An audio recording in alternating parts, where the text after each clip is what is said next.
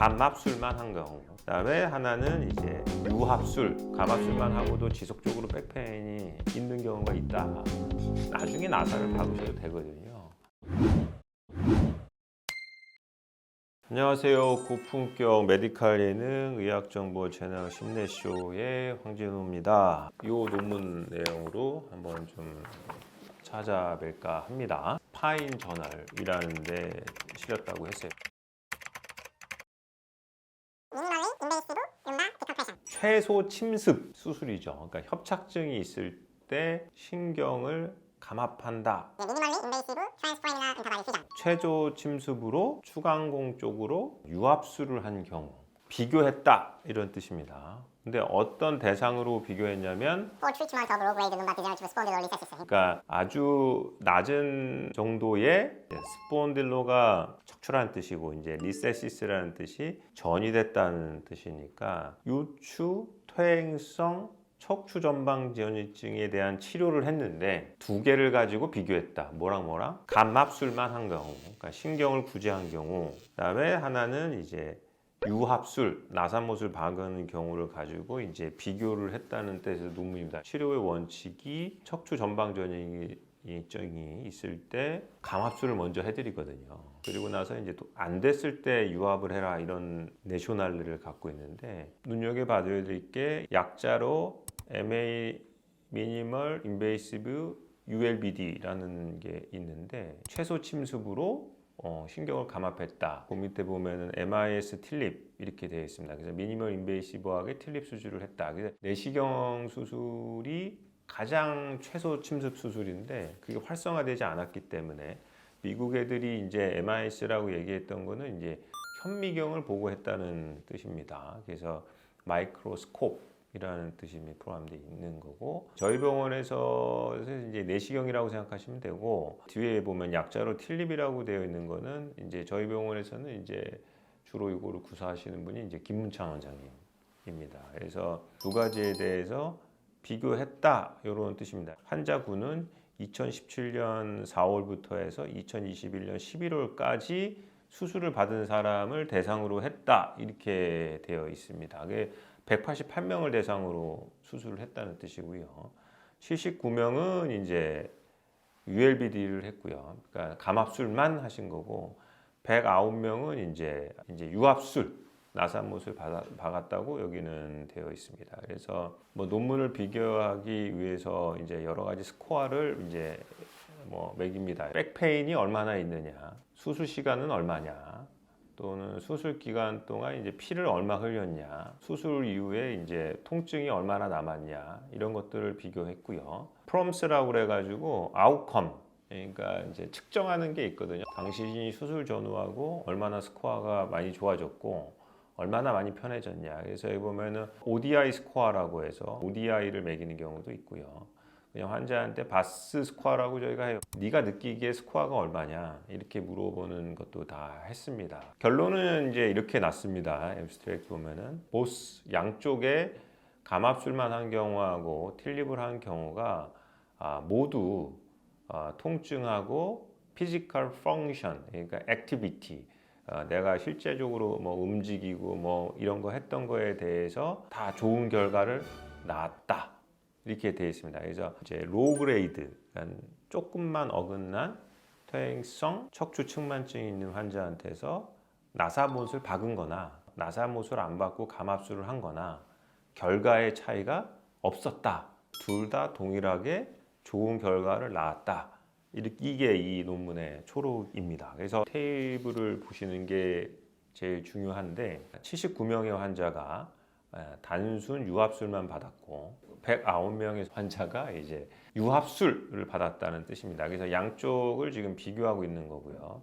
옆에 보면 이제 P라는 게 나와 있습니다. 두 개의 그룹을 통계적으로 비교했을 때 이제 보통 우리가 0.05 이하면은 두 그룹의 차이가 있다 이렇게 보거든요. 그럼 얘기를 해보면은 이 옆에 이제 female이라고 했습니다. 이제 이분들이 이제 여자의 수가 몇 프로냐 했는데 감압술만 받은 데가 46명. 그다음에 나사못을 박은 그룹이 67명이라고 해서 p-밸류의 값이 0.654. 그러니까 0.05보다 크니까는 두 그룹의 차이가 없다.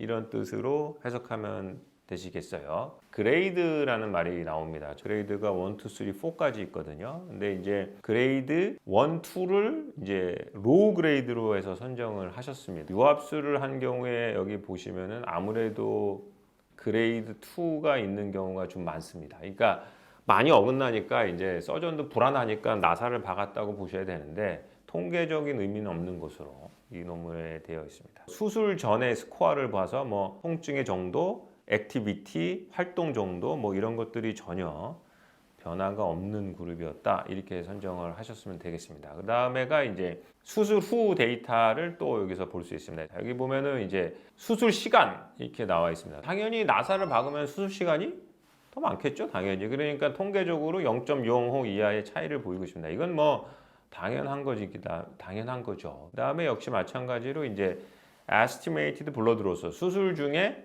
피를 얼마나 흘렸냐 봤더니 이것도 역시 나사를 안 박은 쪽이 훨씬 적죠. 23mm 수술을 한 경우에는 48mm니까 솔직히 뭐 48mm라고 그러면 이제 요구르트 하나? 그 정도쯤 될 거예요. 영향은 없지만 하여튼 통계적으로 나사를 박는 경우가 이제 수술도 많이 하고 또 수술 많이 하면 아무래도 피가 좀 나니까 더 의미가 있는 것으로 되어 있습니다. 미국에서는 이제 수술 이후에 통증 조절로 이제 몰핀을 사용했냐 안 했느냐가 이제 되게 중요하게 생각하거든요. 왜냐하면 이제 그 미국 애들은 수술하면 다음날 퇴원시키거든요. 우리나라처럼 있지 않습니다. 왜냐하면 병원료가 많이 나오면 그 미국 의사의 보험료들이 상승하거든요.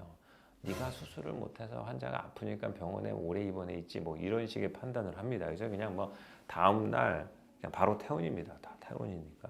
그래서 아무래도 이제 나사를 박다 보니까 구멍이 좀 더 나거든요. 2개 정도나 4개.